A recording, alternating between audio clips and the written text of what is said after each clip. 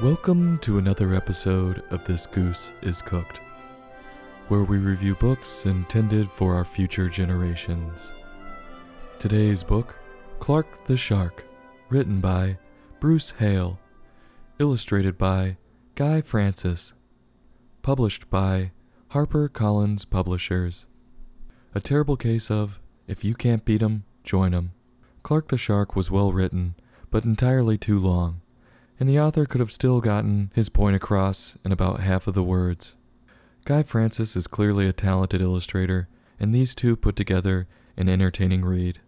The book obviously follows a shark named Clark during his day at Theodore Roosterfish Elementary. Clark is overly excitable and loses friends during the day. His teacher teaches him to control himself, and he totally redeems himself. Clark goes to the top elementary school in the sea, so he must be smart, and he is the biggest and strongest in his class. This dude is a triple threat. He's going places. Clark legitimately loves school, which is something I could never say about myself. I hated that shit. He loves reading, lunchtime, recess. He loves it all. And normally I would say I hate this kid, because I never believed anyone actually loved school. I would assume if the kid was this happy, he was just doing it to suck up to the teacher, and no one likes suck-ups. But I actually think Clark is being genuine, because everything he does pisses off everyone around him, including the teacher. He just loves life. Eventually, all of his classmates have had enough of him and walk off. They think he is overbearing, and they're like, "Dude, be cool, you need to slow your roll." Even his supposed best friend, Joey Mackerel, ditches him. So Clark goes to his teacher, Mrs. Inky Dink, for advice. Terrible idea. She is a total loser.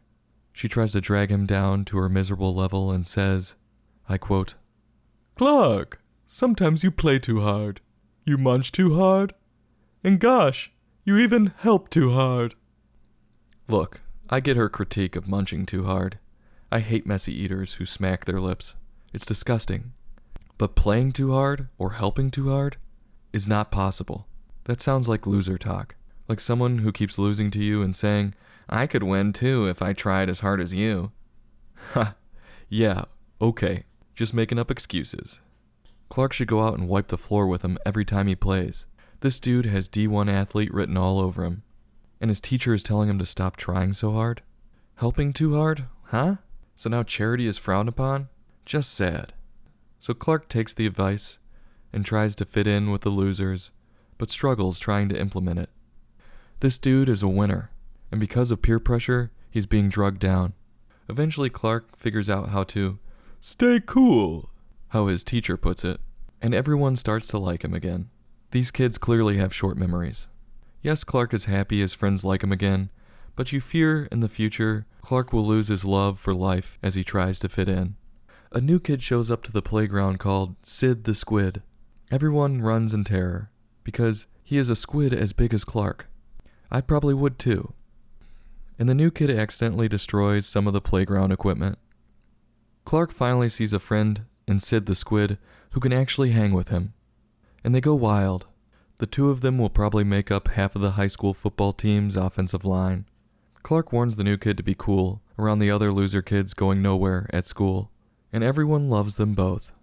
The teacher is even happy Clark introduced the new kid, and the story ends with Clark on a high, telling his mom what he did at school. I don't know if I really like the moral of this story, raining all over this kid's joy for life and potential, but maybe this author meant to portray Clark as an ass-kisser, who always shows up to school or work with a smile on their face. I hate those kinds of people too. On a scale from 1 to 5, I'm going to give this book a 3.1. I'll have a heapin' helpin'. This Goose is Cooked. Join us next time for another in-depth book review.